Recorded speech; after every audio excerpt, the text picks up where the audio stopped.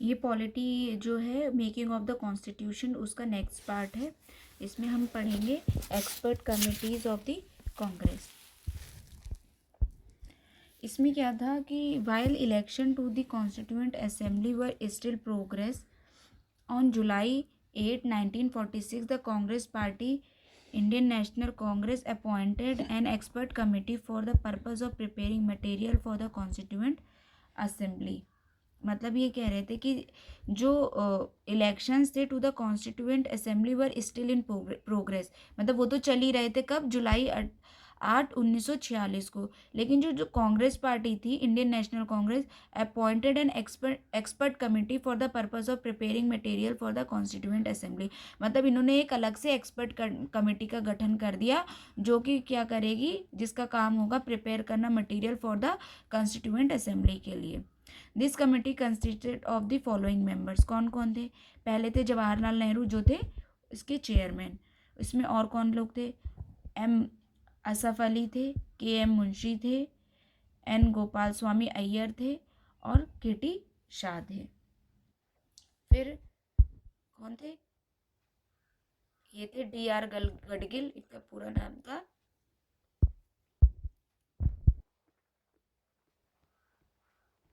D R Gadgil, ठीक है। फिर थे हुमायूं कबीर और लास्ट में थे के संथानम। फिर क्या हुआ? Later on the chairman's proposal it was resolve that Krishna Kripalani be co-opted as the member of and convener of the committee. मतलब ये सब कुछ मतलब पहले इसके मेंबर वगैरह चुन लिए गए, ये चेयरमैन बना दिए गए।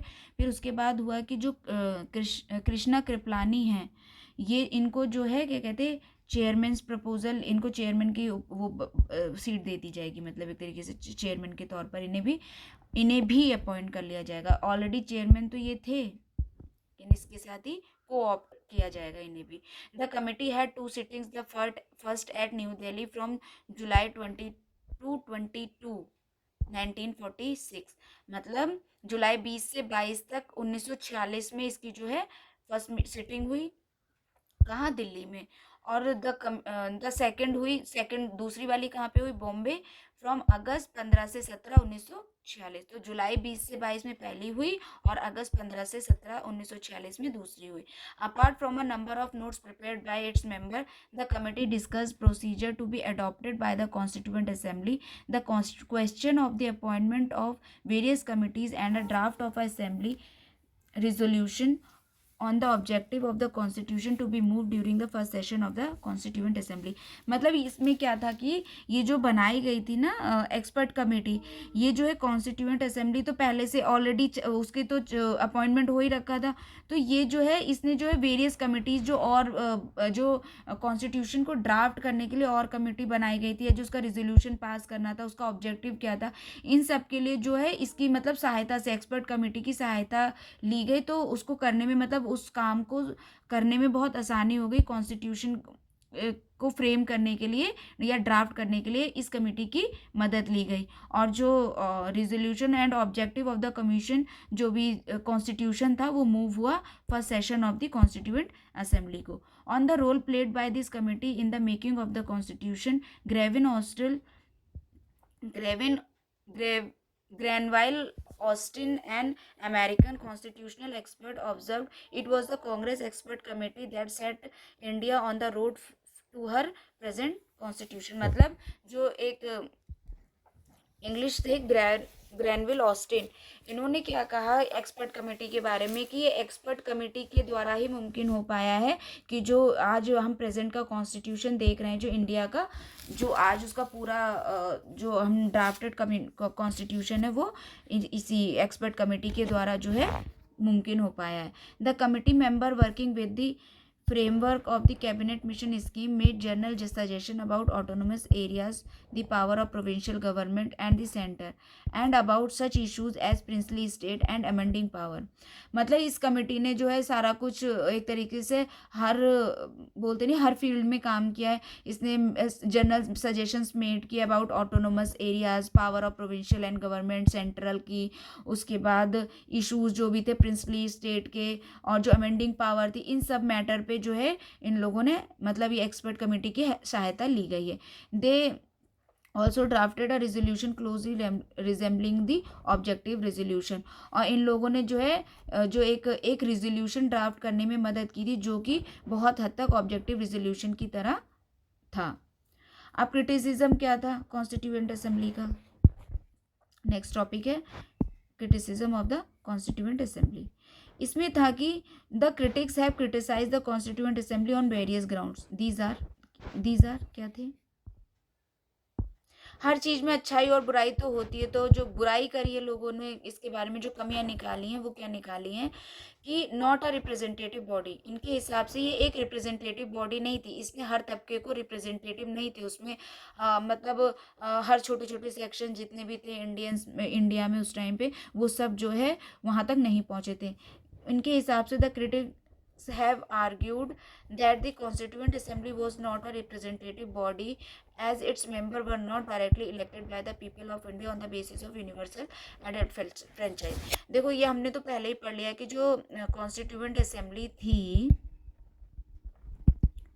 ये पार्टली इलेक्टेड थी और पार्टली नॉमिनेटेड थी. ठीक है. अब इलेक्टेड में भी कैसी इलेक्टेड थी. इलेक्टेड में थी कि जो ऑलरेडी लोकल लेवल पे लोग ऑलरेडी इलेक्टेड हैं, ठीक है, ऑलरेडी चुने जा चुके हैं, वो लोग अपनी मर्जी से फिर इन लोगों को चुनकर भेजेंगे. ठीक है. और नॉमिनेशन में तो चुनने चुनाने वाला काम ही खत्म हो गया. मतलब इसमें क्या हो गया, ये तो डायरेक्टली मतलब कुछ लोगों को वहाँ पे लाके बिठा दिया गया.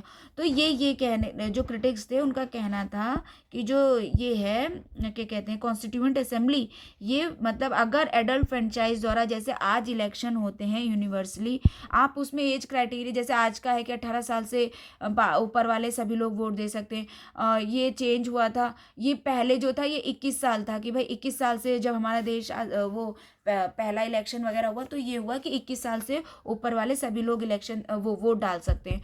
तो मतलब आपका ये था चलो 21 होता 18 होता वो जो भी क्राइटेरिया होता, लेकिन आप जो है यूनिवर्सल एडल्ट फ्रेंचाइज के ऊपर ही क्या कहते हैं इसका जो है कि इलेक्शन करवाते प्रॉपर, फिर जो बॉडी चुनकर आती उसको हम कह सकते थे कि उसने जो है मतलब कि हर तबके का एक तरीके से वहाँ पे रिप्रेजेंटेटिव है जब लोग खुद अपने रिप्रेजेंटेटिव चुनते.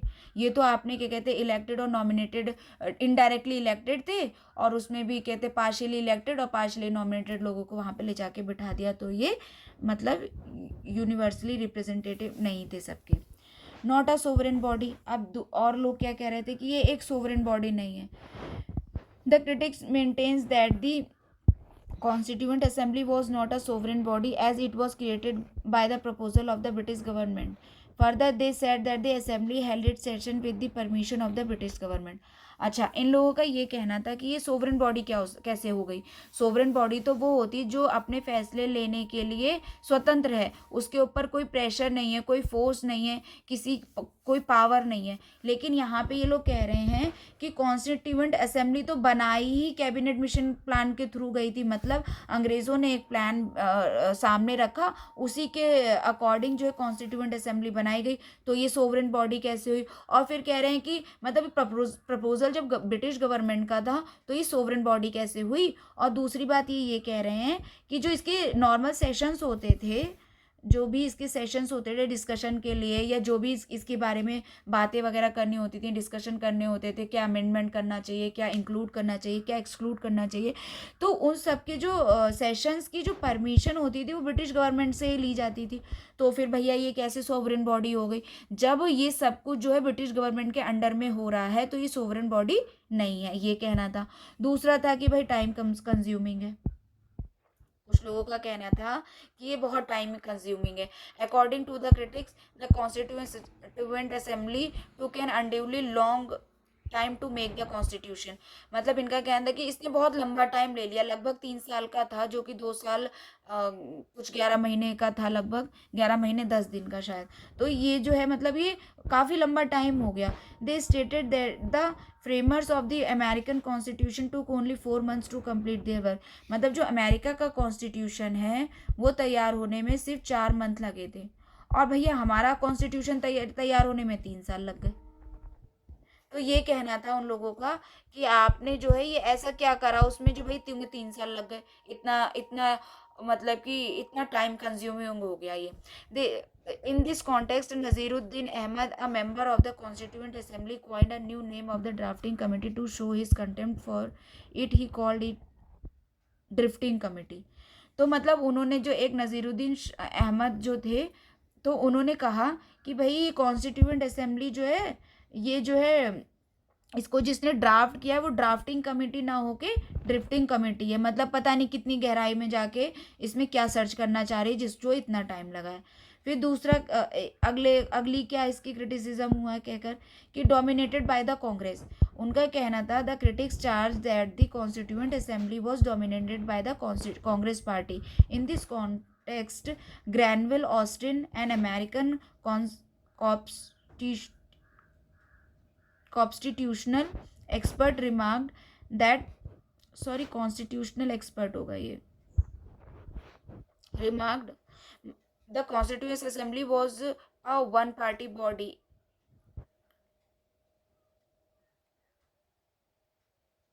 The assembly was the Congress and the Congress was India. मतलब इनका कहने का ये मतलब था कि जो इसमें जो है सारे जो है कांग्रेस के ही मतलब लीडर्स भरे हुए हैं, और ये सिर्फ एक पार्टी को मतलब कि डोमिनेटेड बाय कांग्रेस है।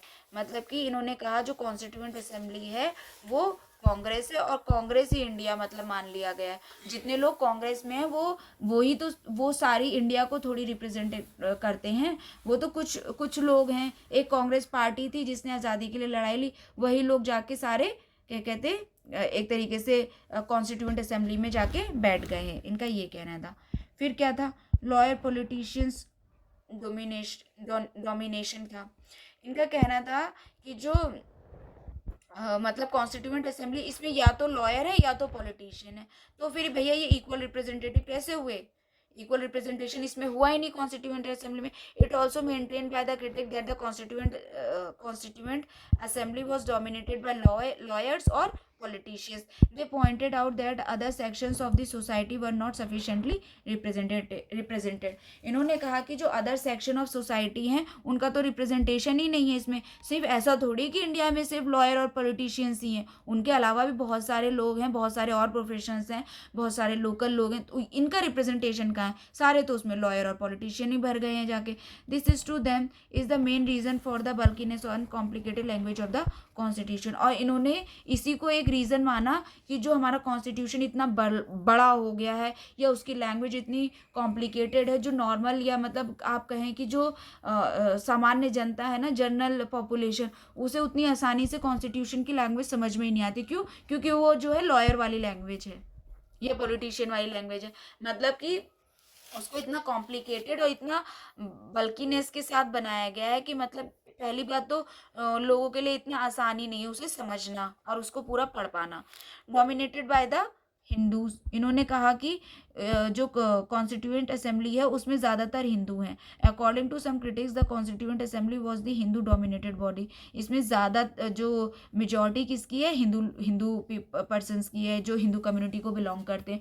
लॉर्ड विस्काउंट सेमोन called it a body of Hindus. उन्होंने कहा है, किसने? लॉर्ड विस्काउंट सेमोन ने, कि ये जो है एक बॉडी थी हिंदूज की। Similarly Winston Churchill commented that the constituent assembly represented only one member community in India. Winston Churchill ने भी ये बात कही थी कि भैया जो कॉन्स्टिट्यूएंट असेंबली है वो क्या रिप्रेजेंट करती है? सिर्फ एक मेजर कम्युनिटी ऑफ इंडिया को।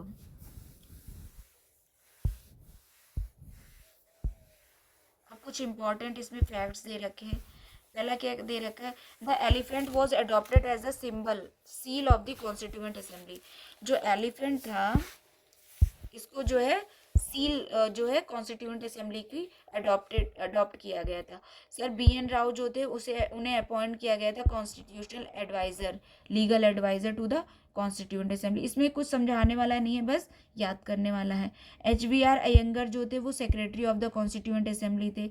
SN मुखर्जी जो थे वो chief draughtsman of the constitution in the constituent assembly थे। प्रेम सैरी नारायण रायजादा जो थे वो कैलीग्राफर थे। कैलीग्राफर क्या होते हैं, जो अलग तरीके से मतलब राइटिंग जो देते हैं, एक तरीके से इटैलिक वगैरह या जो भी अलग तरीके से राइटिंग जो देते हैं of the Indian constitution. The original constitution was hand written by him in a flowing italic style. इन्होंने ही मतलब ओरिजिनल कॉन्स्टिट्यूशन को खुद लिखा था, एक एक लाइन को इटैलिक स्टाइल में। The original version was beautified and decorated by artist from Shanti Niketan including Nandlal Bose and Beohar Ram Manohar Sinha. ये जो थे नंदलाल बोस और ये ब्योहर राम मनोहर सिन्हा, ये दो लोग ऐसे थे जिन्होंने जो ओरिजिनल वर्जन था कॉन्स्टिट्यूशन का उसे डेकोरेट किया था या ब्यूटिफाइड किया था। ये दोनों जो थे शांति निकेतन के आर्टिस्ट थे, ठीक है। Beohar Ram Manohar Sinha illuminated, beautified and ornamented the original preamble calligraphed by Prem Behari Narayan Raizada. मतलब जो ये मिस्टर रायजादा थे, इन्होंने जो प्रियम्बल थी जो ऑब्जेक्टिव रेजोल्यूशन के तहत जो है अडॉप्ट की गई थी, तो इसको जो है क्या कहते हैं, इन्होंने कैलीग्राफ किया था, मतलब एक तरीके से जो इटैलिक राइटिंग में या जिस भी राइटिंग में उसको लिखा था, जो मतलब इटैलिक स्टाइल में जो आज हम प्रियम्बल का जो भी देखते हैं उसको लिखा था। और जो ये थे ब्योहर राम मनोहर सिन्हा, इन्होंने जो प्रियम्बल का है उसको डेकोरेट किया था एक तरीके से। The calligraphy of Hindi version of the original constitution was done by Vasant Krishna Vaid, elegantly decorated and illuminated by Nandlal Bose. अच्छा, जो हिंदी ये इंग्लिश वर्जन जो था वो इन्होंने करा था, जो ये थे कौन, रायजादा। और जो हिंदी वर्जन था वो मिस्टर वसंत कृष्ण वैद्य ने जो है मतलब उसे लिखा था हिंदी वर्जन को, और सजाया दोनों को नंदलाल बोस ने ही था, ठीक है। और इसमें ब्योहर राम मनोहर सिन्हा भी थे इंग्लिश वाले में। फिर Hindi text of the constitution के बारे में क्या दिया हुआ है नेक्स्ट टॉपिक में, कि originally the constitution of India did not make any provision with respect to an authoritative text of the constitution in Hindi language. मतलब जो ओरिजिनल लैंग्वेज था, ओरिजिनल कॉन्स्टिट्यूशन था, उसमें हिंदी लैंग्वेज में कॉन्स्टिट्यूशन के होने की कोई बात नहीं कही गई थी, या उसमें ऐसा कोई प्रोविजन नहीं था। Later a provision in this regard was made by the 50th constitution amendment act of 1987। ये जो है हिंदी लैंग्वेज का जो लेटर, ये प्रोविज़न जो है वो 58th constitutional amendment act of 1987 के तहत इसमें ऐड किया गया है। This amendment inserted a new article 394A। 394A जो है ये आर्टिकल किससे रिलेटेड है, ये हिंदी वर्जन ऑफ दी जो कॉन्स्टिट्यूशन है उससे रिलेटेड है, हिंदी लैंग्वेज जो थी। In the last part of the constitution, ये लास्ट पार्ट में ऐड किया गया जो कि था क्या, part 22। This article contain the following provision. इसमें क्या क्या प्रोविजन दे रखे हैं। पहला प्रोविजन क्या है, the president shall cause to be publish under this his authority the translation of the constitution in Hindi language, the modification which necessary to bring in conformity with the language, style, terminology adopted the authoritative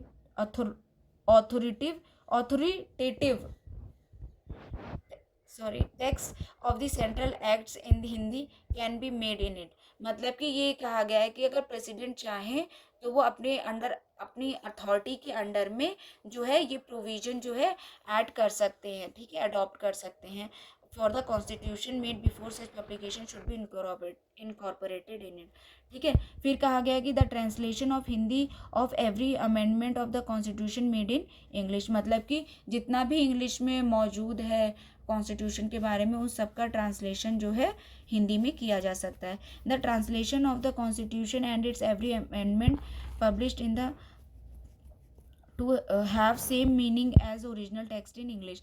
मतलब जो भी constitution में English में दिया गया है, जब हिंदी का ट्रांसलेशन किया जाएगा तो जो इंग्लिश के मायने हैं वही हिंदी में भी उसके मायने रहेंगे। If any difficult arises in this matter the president shall cause the Hindi text to be revise suitably.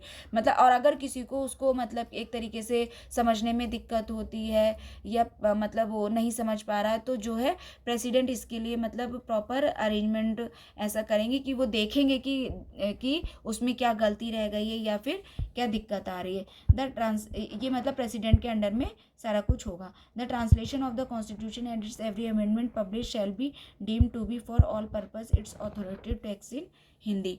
मतलब जो ट्रांसलेशन है कॉन्स्टिट्यूशन का और इसके जो अमेंडमेंट करे जाएंगे publish shall be deemed to be for all purpose its authority text in Hindi. मतलब कि हिंदी टेक्स्ट के लिए भी उसकी अथॉरिटी है, मतलब अगर प्रेसिडेंट चाहे तो वो कर सकते हैं। तो ये हमारा जो है second chapter making of the constitution आज कंप्लीट हुआ है। ठीक है, अब जो है क्या कहते हैं हम इसका थर्ड चैप्टर स्टार्ट करेंगे।